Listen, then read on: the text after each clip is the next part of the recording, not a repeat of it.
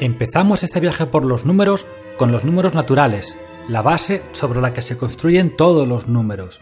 Son los números más antiguos que existen, como vimos en el episodio anterior, y sirven principalmente para contar elementos, por ejemplo, 4 ovejas, 2 cerdos, etc.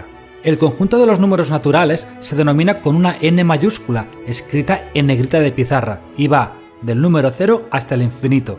Sí, hay infinitos números, ya que, por muy grande que sea un número, siempre le podremos añadir 1.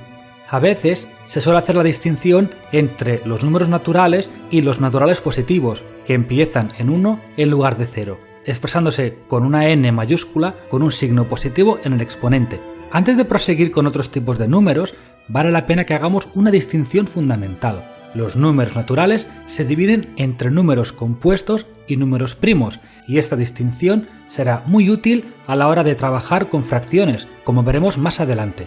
Los números compuestos son números naturales que pueden expresarse como la multiplicación de dos números naturales mayores que 1. Es decir, el número natural n será compuesto si lo podemos expresar como la multiplicación entre m y k. Por ejemplo, el número 10 es compuesto porque lo podemos expresar como 5 por 2, ambos números naturales también. Una consecuencia de esto es que el número 10 se puede dividir entre un número natural y obtener otro número natural. En este caso, 10 entre 2 es igual a 5. Por el contrario, los números primos son números que no se pueden expresar como dos números naturales mayores que 1, multiplicados entre sí, y por tanto solo pueden dividirse entre 1 y entre sí mismos. Aquí podemos ver los primeros 9 números primos, aunque estos son infinitos. La siguiente categoría son los números negativos, que son números menores que 0 y se usan para representar pérdidas, deudas o disminuciones. Fijaos que se expresan con el signo menos delante. Si yo debo 500 euros, en lugar de poseerlos, lo expresaré como un número negativo y puedo afirmar entonces que tengo menos 500 euros. En la vida real, los números negativos son muy usados, y no solo para expresar deudas, por ejemplo, magnitudes que se expresan con una escala donde está el 0, como la temperatura expresada en grados Celsius, que puede tomar valores positivos, encima del 0, o negativos, bajo 0. Por cierto, los primeros que usaron los números negativos son los chinos y los hindúes, mientras que muchos matemáticos europeos pensaban que no tenían sentido, hasta que Leibniz los introdujo en las matemáticas plenamente.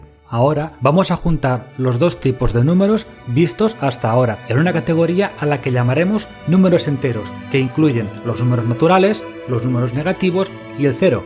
A este conjunto lo denominaremos con una Z mayúscula escrita en negrita de pizarra. Este conjunto numérico va por la izquierda desde menos infinito hasta infinito por la derecha. Llegados a este punto, vamos a introducir una herramienta muy útil para representar los números gráficamente, la recta numérica, donde están representados todos los números.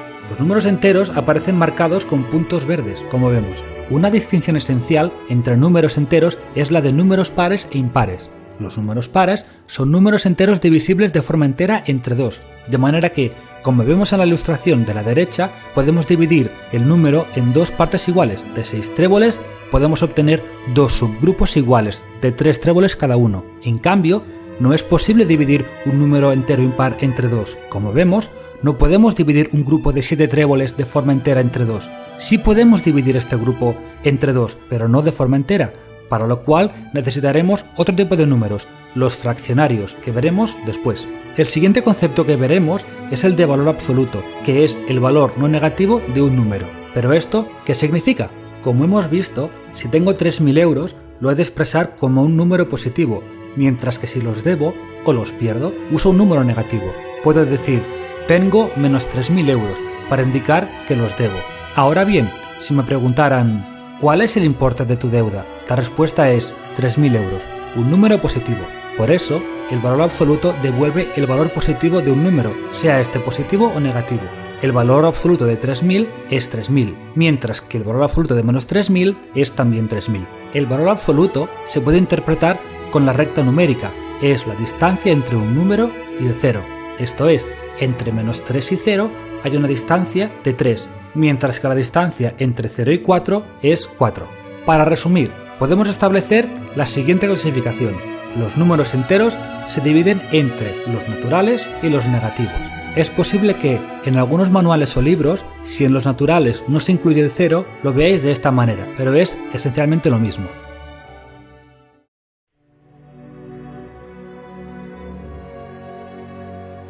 ¿Qué pasa cuando queremos dividir un número entre otro y el resultado no es un número entero? Si tenemos, por ejemplo, 5 kilos de arroz y lo queremos dividir en dos partes iguales, no hay ningún número entero que sea la solución. Esta será mayor que 2 y menor que 3. Será un número fraccionario, o lo que es lo mismo, una fracción. Los números fraccionarios son expresiones de una cantidad dividida por otra, es decir, son divisiones de un número entre otro. El dividendo, es decir, lo que se divide, se coloca arriba y se denomina numerador, mientras que al divisor, entre cuántas partes se divide, lo llamaremos denominador y va debajo. Sintéticamente, lo veréis escrito muy a menudo como A entre B. Vamos a suponer que queremos dividir una pizza. Si la dividimos en 4 partes, el denominador será 4.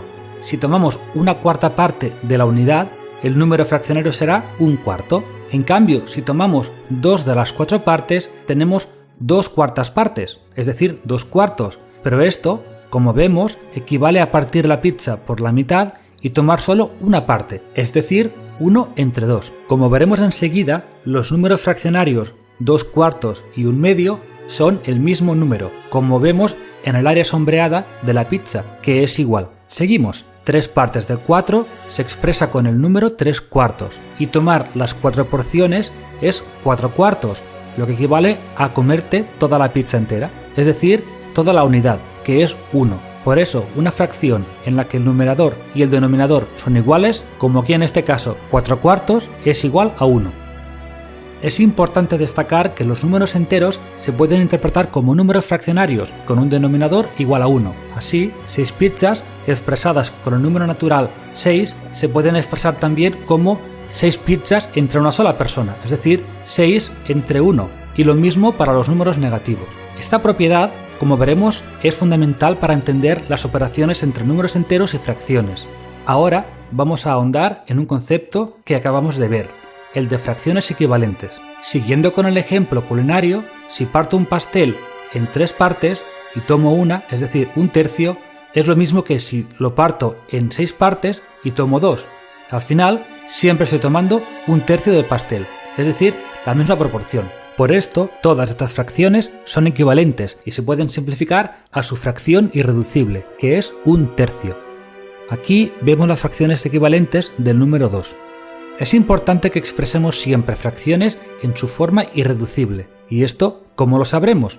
Pues muy fácil, vamos a verlo con un ejemplo. 4 octavos. Si tanto numerador como denominador se pueden expresar como una multiplicación por un número en común, este se cancela. Esto es, 4 es 1 por 4 y 8 es 2 por 4. Como veremos en las propiedades de las fracciones, esto se puede expresar como dos fracciones multiplicándose, y como vimos hace un momento, una fracción con el mismo numerador y denominador, como 4 cuartos, es igual a 1, y una fracción que multiplica al número 1 es esa misma fracción, así que 4 octavos queda como un medio. Hemos llegado a su fracción irreducible. Ahora vamos a ver otra manera de expresar números situados entre dos números enteros. Vamos a volver al ejemplo anterior, el de dividir 5 kilos de arroz entre dos partes. Con la ayuda de la recta numérica, si dividimos 5 entre 2, el punto exacto es un número decimal, es decir, 2,5, lo cual equivale a la fracción 5 medios, es decir, dividir 5 entre 2, lo cual nos lleva a la siguiente afirmación. Todas las fracciones se pueden expresar como números decimales. Los números decimales son, pues, números situados entre dos números enteros y tienen una parte decimal. Esto es, el número 2,5, marcado en amarillo, cae entre los números enteros 2 y 3. Esto nos permite definir la siguiente categoría numérica, los números racionales, que son números que se pueden expresar como el cociente, es decir, la división, entre dos números enteros A y B. Matemáticamente, esta es su definición, y se lee así: el cociente A entre B pertenece al conjunto de los números racionales, Q mayúscula. Si y solo si A y B pertenecen al conjunto de números enteros y B es diferente de 0. Como veremos más adelante, un cociente con denominador 0 no está definido.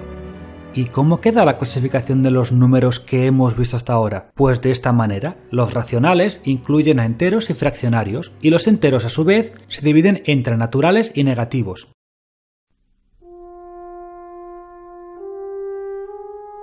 Hemos visto anteriormente que todas las fracciones se pueden expresar como números decimales. Ahora bien, ¿el opuesto es cierto? Pues no lo es. No todos los números decimales se pueden expresar como un cociente entre dos números. Estos números que tienen esta característica se denominan números irracionales y tienen una característica fundamental. Tienen infinitos decimales sin un patrón que se repita. Vamos a ver un par de ejemplos. El primero es la proporción entre la circunferencia de un círculo y su diámetro. Sean cuales sean estas magnitudes, su cociente es siempre constante y se denomina pi, la letra P en griego, uno de los números más fascinantes de las matemáticas. Aquí podemos ver los primeros decimales de pi, que son infinitos. Otro ejemplo de número irracional son algunas raíces cuadradas. ¿Qué es una raíz cuadrada? Bien, la raíz cuadrada de un número es un número el cuadrado del cual es ese mismo número.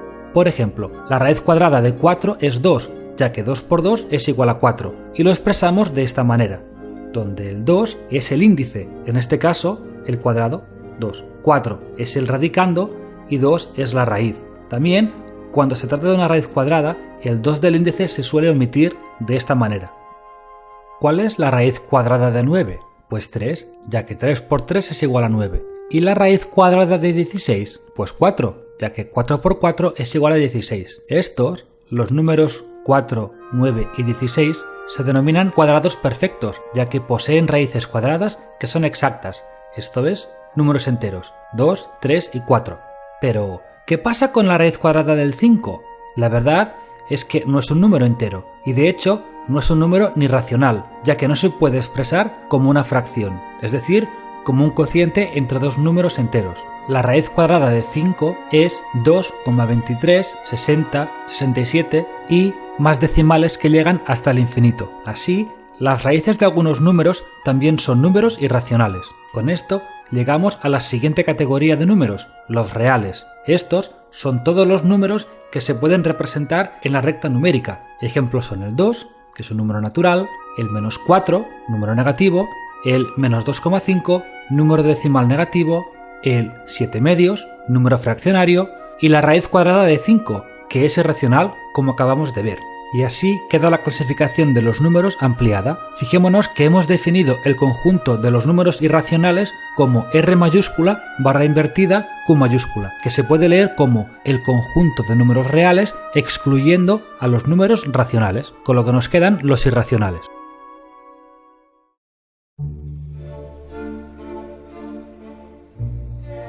Nos falta para acabar esta clasificación numérica una clase más de números, esta más compleja. Si vais a estudiar algún grado de ciencias sociales, como ADE o economía, es probable que no los veáis. En cambio, si vais a estudiar matemáticas, física o una ingeniería, os vais a hartar de verlos y de usarlos. Hemos de empezar esta nueva categoría definiendo los números imaginarios y para eso partimos de las raíces cuadradas. Todos los números positivos tienen raíces cuadradas, que son números reales, como acabamos de ver. Por ejemplo, la raíz cuadrada de 16 es 4, ya que 4 por 4 es 16. Ahora bien, los números negativos ¿tienen raíces cuadradas? Es decir, ¿hay algún número que, multiplicado por sí mismo, dé como resultado menos 16? Si multiplicamos menos 4 por menos 4, como veremos cuando veamos las propiedades de la multiplicación, el resultado es más 16, ya que un número negativo por un número negativo da siempre un número positivo. Es decir, no existe ningún número real que, multiplicado por sí mismo,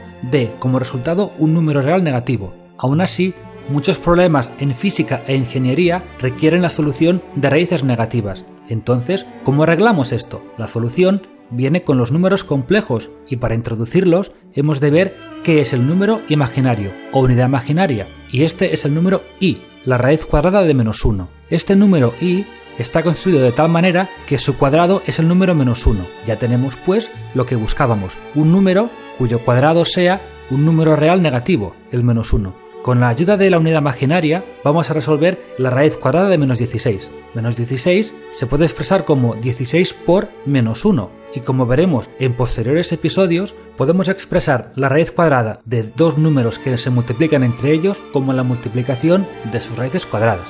De esta manera nos queda la raíz cuadrada de más 16, que es 4, por la raíz cuadrada de menos 1, que es la unidad y, es decir, la unidad imaginaria, con lo que la solución es de 4 por i. Ahora ya podemos definir la última categoría de números que vamos a ver, los números complejos. Estos son una ampliación de los números reales, esto es, están compuestos por una parte real y una parte imaginaria, donde esta última es un número real multiplicando a la unidad imaginaria i, que como hemos visto es la raíz cuadrada de menos 1. Bien, ¿y estos números complejos cómo los representamos? Como hemos visto, los números reales se representan sobre la recta numérica, esta línea horizontal.